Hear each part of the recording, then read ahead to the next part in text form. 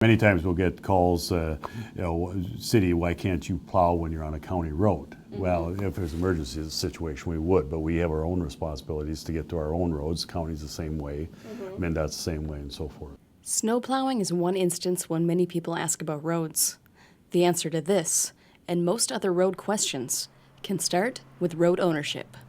In the city of Blaine or any other city in Minnesota, there are multiple jurisdictions that are in charge of roads. So you have your federal highway system, which would be Highway 10 and 35. The federal jurisdiction, federal funding takes care of that, although it's maintained by MnDOT. So there's a maintenance agreement there.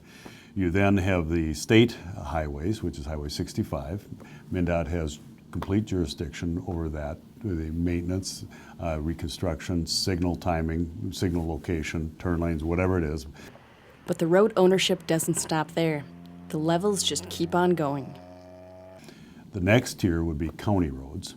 Lexington Avenue, 109th, University Avenue, Main Street are the majority of the larger, and Radisson, excuse me, are the majority of the larger county roads. The county maintains them, will pay for reconstructs usually with some of our involvement. Mm-hmm. Lexington's going, or excuse me, University's going on right now. Next year, Main Street from Highway 65 to Harper Street will be under reconstruction, and that's a joint project with the county and the city, and there's, I believe, some federal dollars involved with that too. So the county's the next level. And then you have the city streets after that. So if you're on 105th or 121st or whatever it is, those are under city jurisdiction. There's one more level, and there are some private roads out there. If you see a brown sign in a townhouse development, it's a pretty good chance that's a private road. So that road is actually owned and maintained by a townhouse association. Highway 65 is owned by the state. 109th Avenue is owned by the county. 105th Avenue is owned by the city of Blaine. So these intersections, and others like them up and down Highway 65, can get a little complicated. The challenge with Highway 65 is on MnDOT state jurisdiction. And 105th now is under city jurisdiction, 109th to be under county. But at the end of the day, the issue is the signal timing north and south on Highway 65. MnDOT controls that. Their interest is to move traffic north and south through Blaine on Highway 65 mm-hmm. during the AM and PM peak, and their other interest is to safely move traffic across 105th or 109th, but not quickly. Crossing Highway 65 has become very slow. Turning on or off of Highway 65 can be even worse.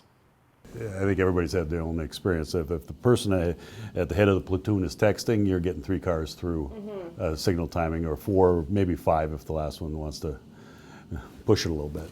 MnDOT says there's a reason that some of the lights have to be so brief. The problem is the signal timing on Highway 65 is maxed out. There's no, and MnDOT has done signal timing studies, and I believe they are interconnected from East Bethel to Columbia Heights. So if you catch the right platoon and drive the speed limit, you should be able to catch the lights there during the AM and PM peak. But what that means east and west is that there's no more time that they can give it to move Blaine or other people across Highway 65.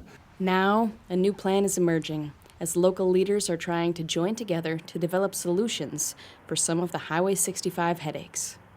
There is an effort to reorganize the Highway 65 Corridor Coalition to begin working on additional funding for Highway 65.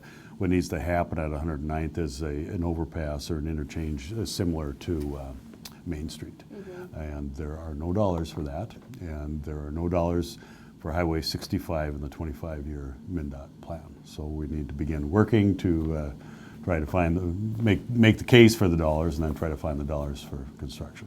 Clark says that they hope to use Highway 10 as an example. A new interchange is going in at Armstrong Boulevard in Ramsey, and once it's done, it should speed up commute times, reduce crashes, and create options for pedestrians and bicyclists. Highway 10 has been seeking funding for many years and has started to get funds for improvements for small sections of the roadway. So we're going to try to take that same approach with Highway 65 and take it one piece at a time, because there aren't big dollars out there. And while they attempt to make some headway on the problems on Highway 65, There are undoubtedly problems with other roads as well. And when you come across problems, Clark encourages you to look at what road it is and direct your issue to the proper governmental body.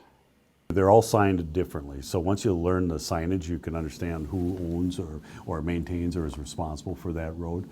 And I guess, start paying attention to the signage. Anoka County has a distinctive signing system. Federal does, state does, and we do as well. So just it's that jurisdiction that has responsibility. So if there's a stoplight out or you don't think the turning movement's correct or whatever it is, just try to figure out whose road it is and then make the phone call. For North Metro TV News, Danica Peterson reporting.